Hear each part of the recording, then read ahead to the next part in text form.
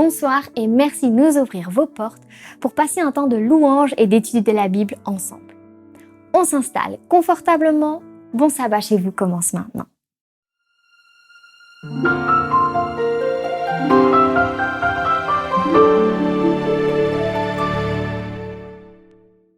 Bienvenue à tous. Une fois de plus, l'équipe de Bon Sabbat chez vous vous invite à commencer le sabbat avec un temps de louange et d'étude de la Bible. Nous avons déjà vécu beaucoup de moments de sabbat ensemble. Nous vous remercions pour votre fidélité. Et si vous nous rejoignez pour la première fois, une bienvenue toute spéciale à vous. Comme à notre habitude, nous allons d'abord louer Dieu et on se retrouve juste après.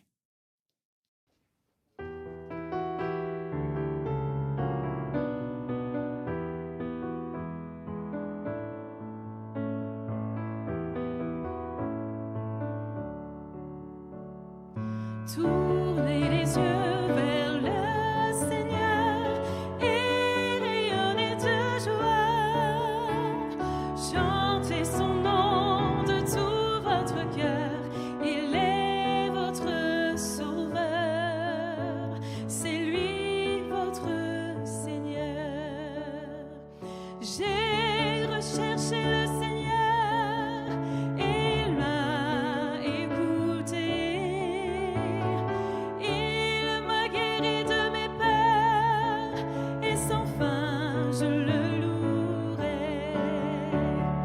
Tournez les yeux vers le Seigneur et rayonnez de joie.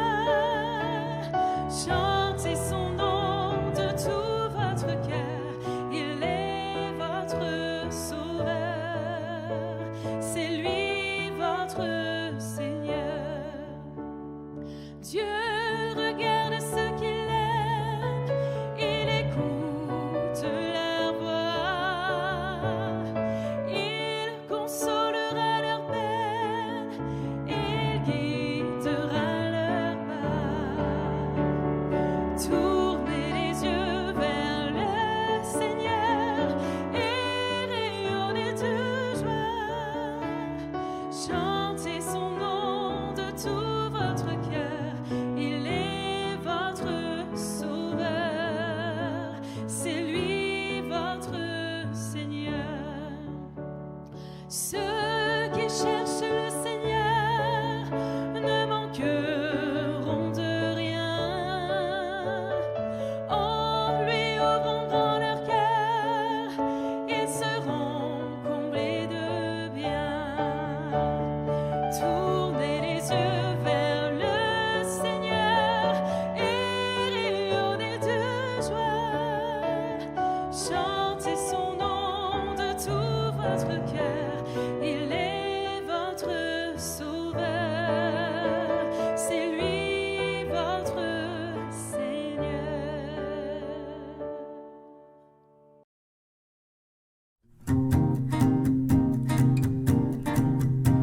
À toi la gloire, ô ressuscité.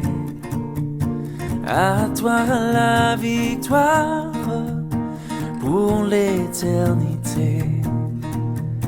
Brillant de lumière, l'ange est descendu. Il roule la pierre du tombeau vaincu. À toi la gloire, ô ressuscité. À toi la victoire pour l'éternité. Oh, oh, oh, oh, oh. Vois-le paraître, c'est lui, c'est Jésus, ton sauveur, ton maître. Oh, ne doute plus. Sois dans l'allégresse, peuple du Seigneur, et redis sans cesse que Christ est vainqueur. À toi la gloire, ô ressuscité. À toi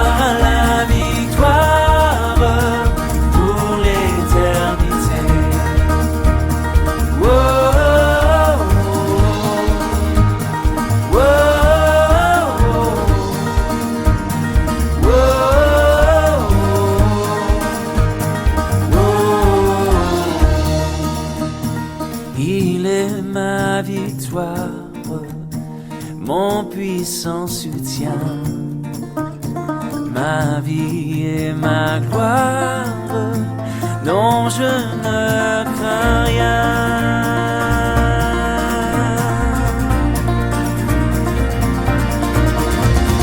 À toi la gloire pour ressusciter, à toi la victoire pour l'éternité.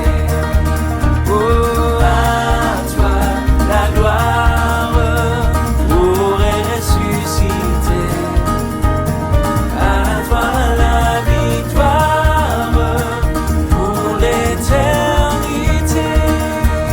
Oh, oh, oh,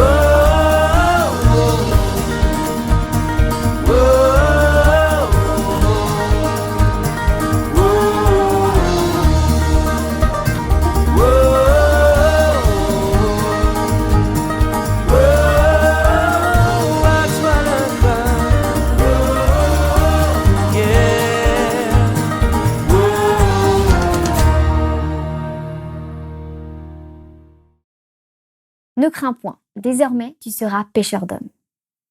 Tels ont été les mots de Jésus à Simon-Pierre après une pêche miraculeuse. Des mots prophétiques, puisque Pierre fait partie de ceux qui ont reçu le Saint-Esprit lors de la Pentecôte et il est devenu porteur de la bonne nouvelle aux gens de son époque. L'appel à être pêcheur d'hommes s'est depuis étendu à toute personne désireuse de suivre Jésus. Et à travers la parole d'aujourd'hui, nous allons découvrir un autre aspect de la pêche dans le plan de Dieu pour l'humanité. Écoutons ensemble. Bonjour à toutes et à tous. Bienvenue pour un sabbat chez vous.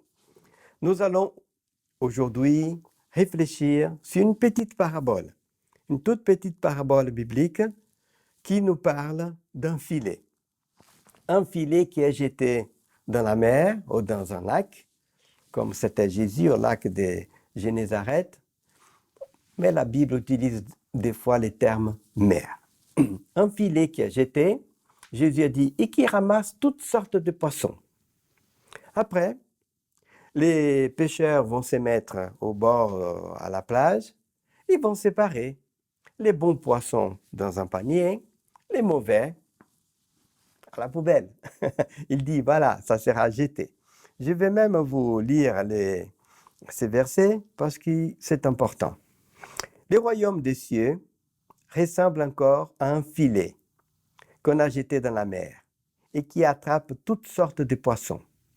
Quand il est plein, les pêcheurs les tirent au bord de l'eau, puis s'asseyent pour trier les poissons.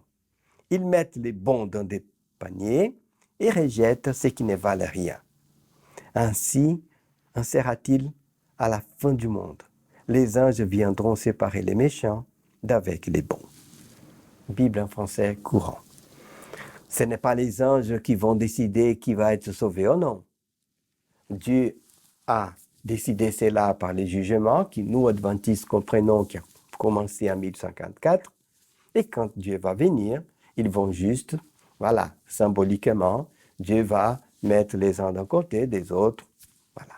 Mais ce qui nous concerne ici, c'est qu'est-ce que c'est une bonne personne, une mauvaise personne devant Dieu. Et nous allons proposer quelques pistes de réflexion. Pourquoi certains ne seront pas aptes à hériter la vie éternelle? J'ai dit aptes. Nous sommes sauvés par la grâce de Dieu, par les sacrifices de Jésus. Mais il y a notre part après, notre liberté. Cette parabole est un parallèle avec celle qui vient un peu avant et que vous aurez aussi l'occasion de voir. C'est la parabole du semeur qui jette sa semence. Elle tombe sur les chemins. La semence n'a même pas le temps de grandir. Les oiseaux la mangent. Une autre partie dans un terrain pierreux. Il a peu de terre fertile. La semence pousse, mais elle est brûlée bientôt par le soleil parce qu'il n'a pas assez de terre pour les racines. Et une partie de la semence tombe au milieu des épines. Elle grandit aussi, mais elle est étouffée, elle ne peut pas produire. Une partie tombe sur la bonne terre et là, ça produit. Et la terre, nous savons, la sémence est la parole de Dieu, voilà les messages. Et les terrains symbolisent les cœurs des gens. Des cœurs durs, des cœurs qui sont bons pour accepter la parole, d'autres qui sont très inquiets avec les préoccupations, ça étouffe la parole de Dieu. C'est Jésus qui explique cela. Et cette parabole du filet, c'est un peu le complément. Parce qu'il a des bons, l'évangile, l'appel de Dieu, beaucoup acceptent. Mais à la fin, avec les années, et lorsque Dieu va juger les gens selon ce qu'ils ont fait de leur vie, ils ont dit, ah, toi, tu ne peux pas venir à la vie éternelle, toi si. Et pourquoi? Pourquoi certains ont un cœur plus apte à recevoir la parole de Dieu, de la garder, même si personne n'est parfait, mais de suivre jusqu'au bout, et d'autres non. C'est difficile, personne ne peut donner une réponse qu'est Dieu, parce que chaque personne est unique, et chaque personne, elle est produit de ses parents, de l'endroit où il vit, de beaucoup de paramètres. Mais j'aimerais quand même, et d'une façon difficile, sans mettre la culpabilité sur personne, de réfléchir, de proposer un point, peut-être le plus important, pour que le cœur d'une personne puisse être le plus apte à recevoir la parole de Dieu, de la garder. C'est le départ, c'est l'enfance, c'est les parents. Beaucoup de choses vont se jouer par l'éducation, par les foyers que nous avons eus. Mais la Bible nous dit que c'est très important, l'éducation. Mais il n'y a pas de cours pour être parent. Nos grands-mères, ma grand-mère a eu mon oncle, elle avait 16 ans. Il y en a qui se sont mariés, qui ont eu un enfant, un accident, disons, romantique, mais qui, peut-être le papa est parti, ou la personne n'a pas su choisir son conjoint, sa conjointe, ou peut-être qu'ils n'ont pas su éduquer, comprendre que chaque enfant vient au monde déjà avec son caractère. Et regardons Ésaü et Jacob. Ils étaient jumeaux. Et pourtant, quand ils viennent au monde, un est poilu et tout, et il va finir par devenir un chasseur, un homme de la forêt, un homme. Et l'autre, la Bible dit qu'il n'avait pas de poils, c'était, je ne comprends rien de tout ça, de biologie et de rien. Mais c'est intéressant que la Bible nous dit que l'autre, Jacob, était plus à la maison, aimait rester là dans la cuisine. Chacun avait son caractère. Et dès le départ, Jacob, dans les ventres de sa maman, attrapait les talons de son frère pour être à sa place. Il voulait être né, il voulait être l'aîné. Et il a continué avec cette pensée toute sa vie, jusqu'à ce qu'il vole. Il force son frère à lui passer les droits d'aînesse. Il va voler, il va tromper son père pour recevoir cette bénédiction. Et pourtant, il la voulait déjà dans les ventres de sa maman. Comment expliquer cela? C'est la Bible. C'est la Bible qui nous dit que chaque personne vient au monde déjà avec un caractère. Nous, les parents, nous devons étudier chaque caractère, essayer d'éduquer chaque enfant selon sa personnalité de départ. Mais tout le monde ne connaît pas cela, tout le monde ne sait pas. Combien de fois j'ai déjà entendu des parents qui disent « Oui, je ne sais pas pourquoi mon fils, ma fille est tournée comme ça, j'ai élevé tous de la même façon. » Mais voilà, on ne peut pas. On ne peut pas éduquer 3, 4, 5 enfants tous de la même façon. Même Dieu ne fait pas ça avec nous. Chacun a sa personnalité.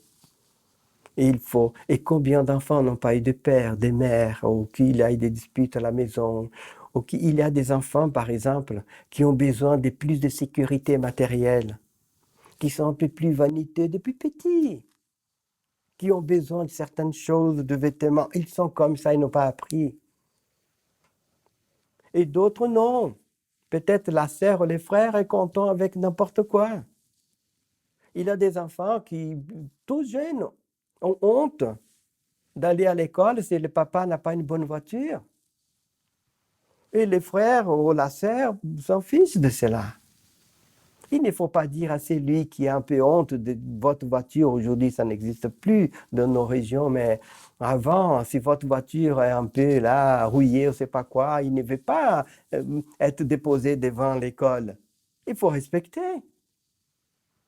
Il faut montrer, oh, mon fils, ce n'est pas le plus important, mais je te respecte. Ok, je vais te laisser 10 mètres avant. Et ton frère, je le dépose devant l'école. Oui, ça peut arriver. Et quel est le problème? Il faut respecter. Et avec le temps, l'enfant va voir que c'est vrai, ce n'est pas aussi important que cela. Alors, j'aimerais appeler l'attention pour 2 points. Pourtant, la question des parents, il ne faut pas mettre la culpabilité pour ceux qui sont plus âgés, que les enfants n'ont pas bien obéi. Non, non, non, ça c'est une autre question, je ne vais pas mettre la faute sur personne. Mais pour ceux qui sont plus jeunes, qui vont faire des choix encore, pensez bien à cela. C'est une grave et une forte responsabilité de mettre un être humain sur la planète. Si vous décidez de cela avec votre femme, votre mari, il faut donner du temps et beaucoup d'attention pour élever cette personne d'une telle façon qu'elle puisse apprendre à aimer Dieu, respecter, aimer les prochains et les valoriser. Et la Bible va nous montrer cela. J'aimerais vous lire quelques versets qui sont forts, qui sont importants, mais qui soient aussi reposants pour nous et de confiance, parce que Dieu est amour. Exode 34, 6 à 7. L'Éternel passa devant lui, Moïse voulait voir Dieu.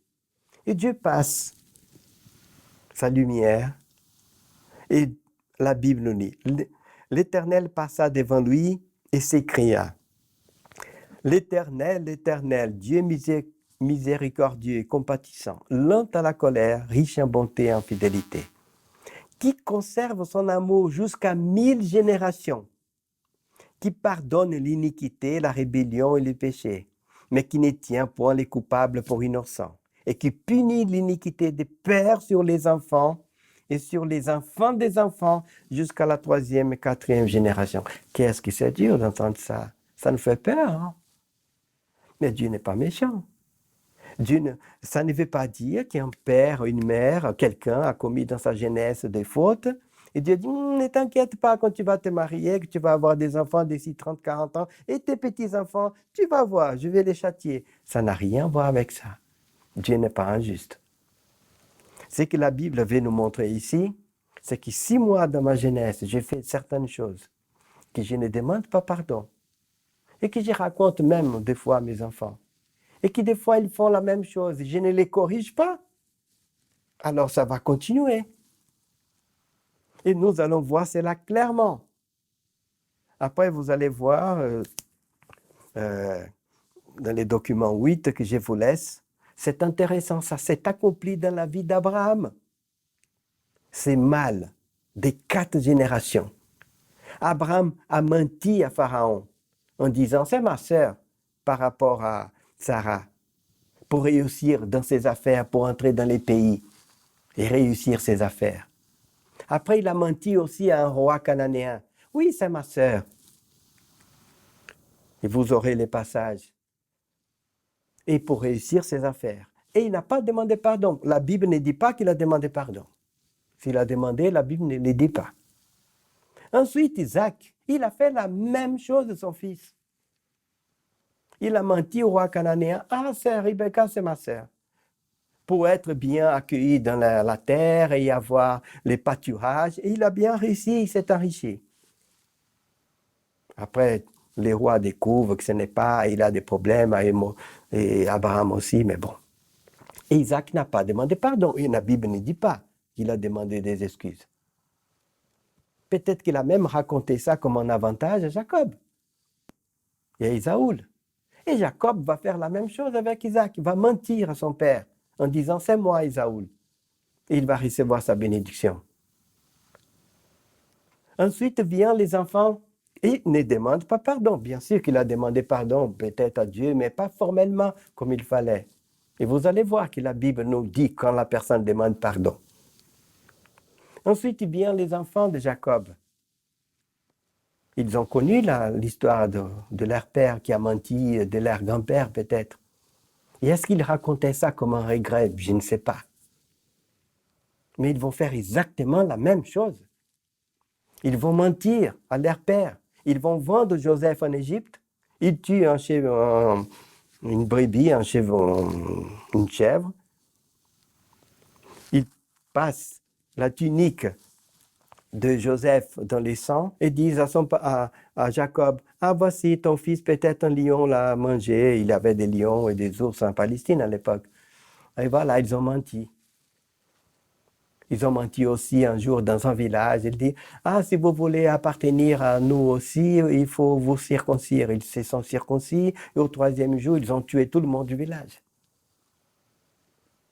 C'est intéressant que c'est le même péché d'Abraham de mentir pour réussir ses affaires qu'Isaac a fait, que Jacob a fait, que ses enfants ont fait. Est-ce que c'est la coïncidence? Pourquoi la Bible nous raconte cette histoire? Et surtout dans les premiers livres de la Bible, la Genèse, qui est un manuel de la Bible.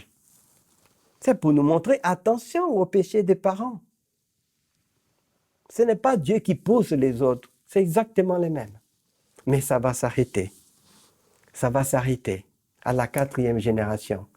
Abraham a menti, Isaac a menti, Jacob a menti, ses enfants ont menti.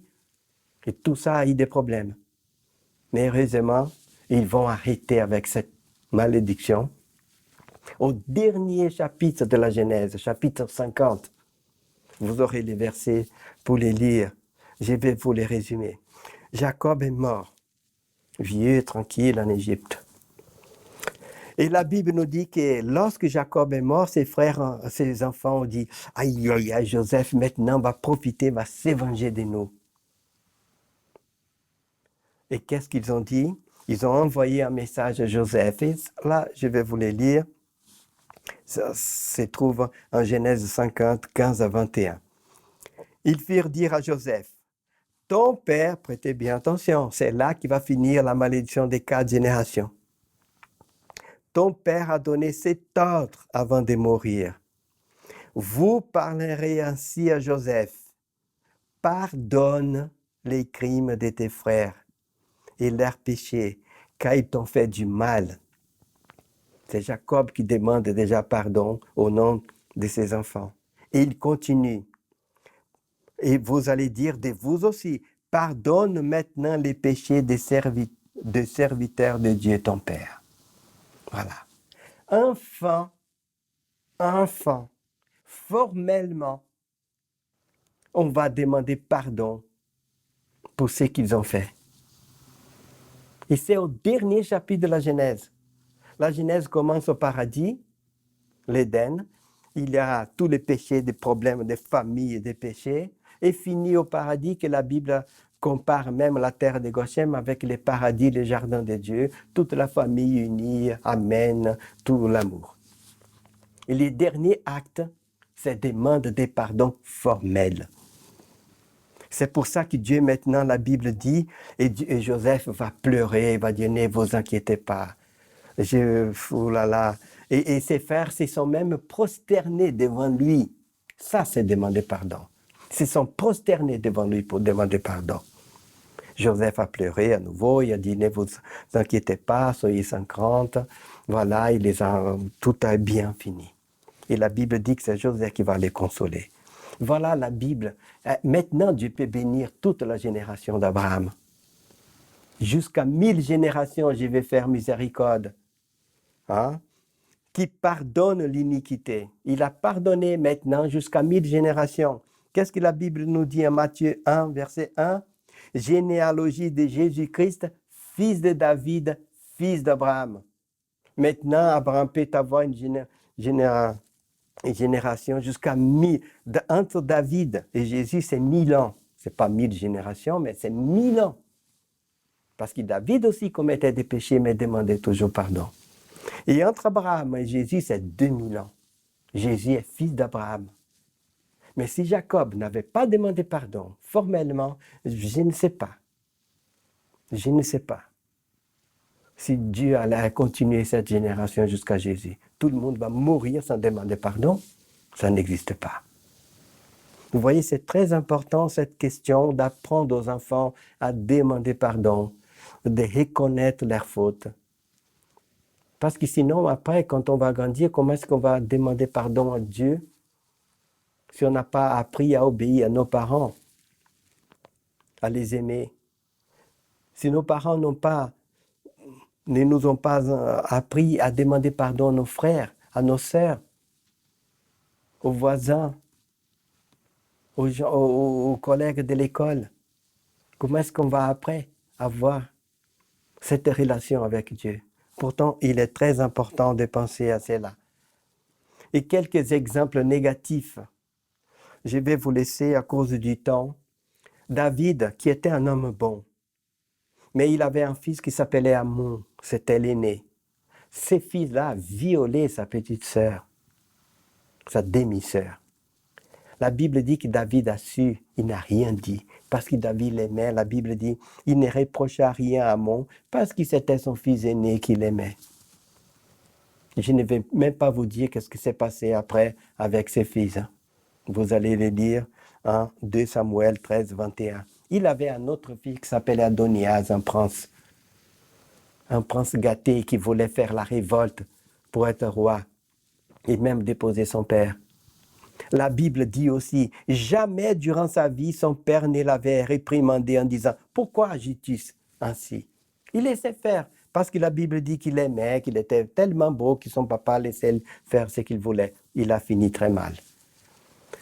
La même chose, c'est les enfants d'Élie, les prophètes, faisaient des horreurs et son père ne les corrigeait pas. Dieu a dit, tu honores tes enfants plus que moi. J'avais promis qu'il y aurait toujours des prêtres de ta famille, maintenant il n'y en aura plus. Voilà, c'est la question de bons poissons, de mauvais poissons. Tout n'est pas la responsabilité des parents, non. Je ne suis pas spécialiste pour vous dire quel est le pourcentage. Mais selon la Bible, enseigne l'enfant dans les chemins qu'il doit suivre. Et même quand il sera vieux, il ne va pas s'en détourner. David a bien élevé, par contre, vous aurez tous ces versets après. David a bien élevé Salomon. C'est Salomon qui dit que mon père m'instruisait, mon père m'instruisait, mon père m'instruisait. Salomon tournait mal aussi pendant une période de sa vie. Il était méchant, il était mauvais. Il a commis beaucoup de péchés, mais il est revenu au Seigneur. C'est pour ça qu'il dit, enseigne l'enfant dans les chemins qu'il doit suivre. Et même s'il devait, dans sa vieillesse, il ne va pas se détourner. Pourtant, que Dieu puisse nous bénir, nous aider. Pour ceux qui sont jeunes, qui ont des enfants jeunes, qui vont faire des choix, faites un choix responsable. Si vous avez des enfants, vous mettez des enfants dans le monde, il faut les préparer, il faut les éduquer à aimer les prochains, à valoriser tout le monde, à demander pardon, afin que nous puissions quand même avoir une bonne relation avec Dieu. Et j'aimerais conclure avec ce qui est écrit en Matthieu 5, 22 à 24. Regardons bien. Ça, c'est un bon poisson qui a été tiré du filet. On devrait tous être comme cela. La Bible nous dit le suivant. Eh bien, moi je vous dis, c'est Jésus qui nous dit, tout homme qui se met en colère contre son frère mérite de comparaître devant les juges. Celui qui dit à son frère, imbécile, mérite d'être jugé par les conseils supérieurs. Celui qui dit idiot mérite d'être jeté dans les feux de l'enfer. Jésus qui nous dit. Si donc tu viens à l'autel présenter ton offrande à Dieu et que là tu te souviens que ton frère a une raison de t'en vouloir, laisse ton offrande devant l'autel et va d'abord faire la paix avec ton frère, puis reviens et présente ton offrande à Dieu. Et Jésus a dit, pardonne-nous comme nous pardonnons. Et Jésus a dit, si vous ne pardonnez pas, votre Père ne va pas vous pardonner. Pourtant que nous puissions méditer sur cela, sur ces sabbats, qui pour être un bon poisson, pour être apte à être choisi par le Seigneur. Jésus nous a sauvés déjà. C'est lui. Le salut vient de lui, pas de nous.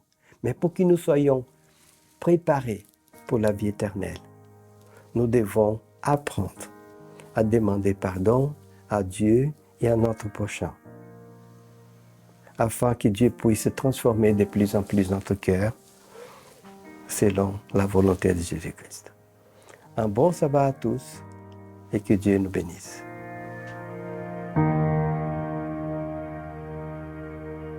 Dieu te bénit et te garde. Il rayonne sur toi, il t'accorde sa grâce. Ton Dieu se tourne vers toi, te donne la paix.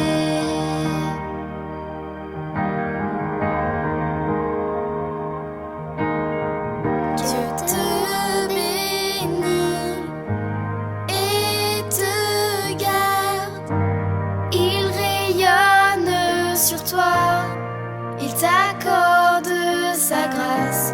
Ton Dieu se tourne vers toi, te donne la paix.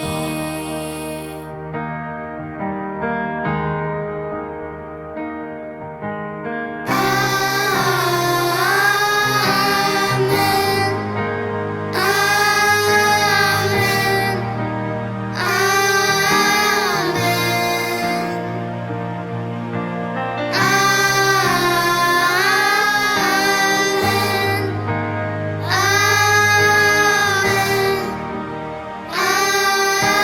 Amen. Je te bénis et te garde. Il rayonne sur toi, il t'accorde sa grâce. Ton Dieu se tourne vers toi, te donne la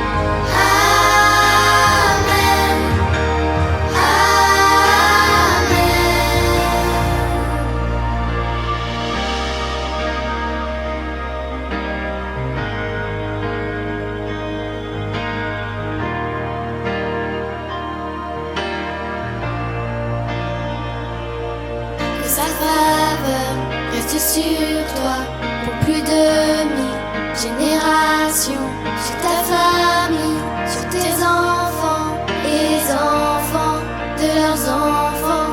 Que sa faveur reste sur toi pour plus de 1000 générations, sur ta famille, sur tes enfants et les enfants de leurs enfants. Que sa faveur reste sur toi pour plus de 1000 générations, sur ta famille, sur tes enfants et les enfants de leurs enfants.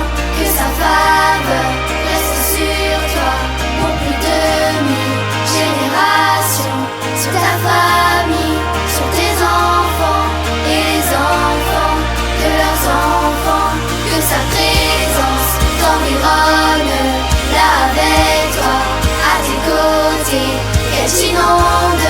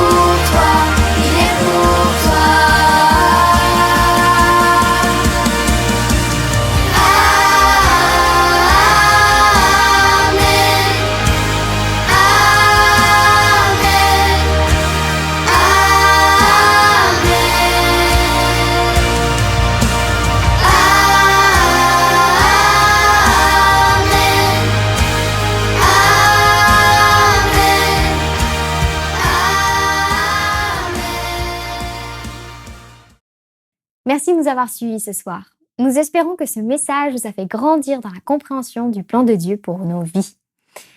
Faites circuler ce message si important tout autour de vous en partageant cette vidéo. C'est aussi une manière d'être pêcheur d'hommes. C'est en tout cas la mission que s'est donnée Espoir Média. Pour soutenir ce travail, vous pouvez cliquer sur le pouce en l'air et ainsi mentionner que vous avez aimé ce contenu. Plus la vidéo recevra de mentions « j'aime », plus YouTube aura envie de la proposer à ses utilisateurs, quels qu'ils soient.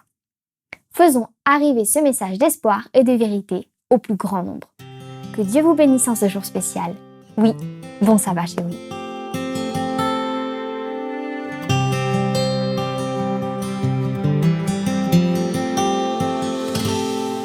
Souviens-toi du sabbat pour le sanctifier, car en ce jour,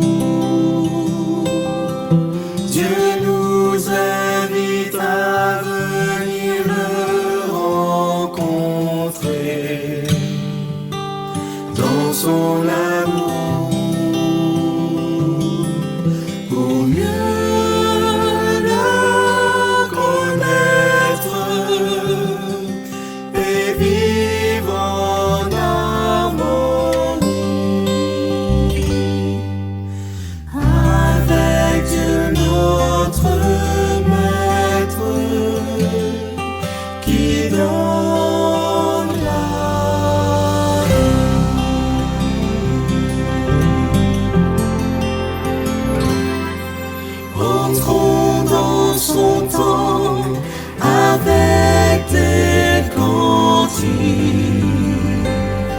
pour l'adorer. Remplissons ce lieu de nos voix de musique pour le louer. Merci à notre Père pour le jour du sabbat, pour ce point de repère avec toi.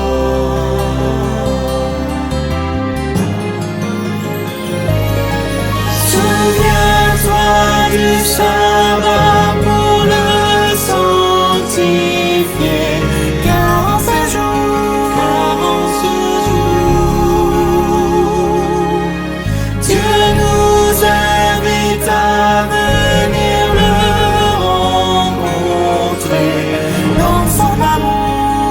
Son